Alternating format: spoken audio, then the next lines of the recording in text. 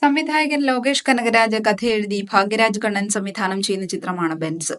Raghava Lawrence നായകനാകുന്ന ചിത്രത്തിന്റെ shooting പുരോഗമിക്കുന്നു. പ്രേക്ഷകർ ഏറെ ആകാംക്ഷയോടെ കാത്തിരിക്കുന്ന ചിത്രത്തിന്റെ ഏറ്റവും പുതിയ അപ്ഡേറ്റ് ആണ് ഇപ്പോൾ പുറത്തു വന്നിരിക്കുന്നത്. ഒരു പോസ്റ്ററാണിത്. പോസ്റ്ററിനെക്കാളേറെ ഇതിൽ പറഞ്ഞിരിക്കുന്ന കഥാപാത്രം അവതരിപ്പിക്കുന്ന താരമാരെന്നാണ് ചൂടേറിയ ചർച്ച. സിനിമയിലെ വില്ലൻ കഥാപാത്രത്തെ പരിചയപ്പെടുത്തുന്ന ക്യാരക്ടർ പോസ്റ്റർ ബുധനാഴ്ച എത്തുമെന്നാണ് ബെൻസിനെ കുറിച്ചുള്ള പുതിയ അപ്ഡേറ്റ്. അതായത് ഇന്ന്.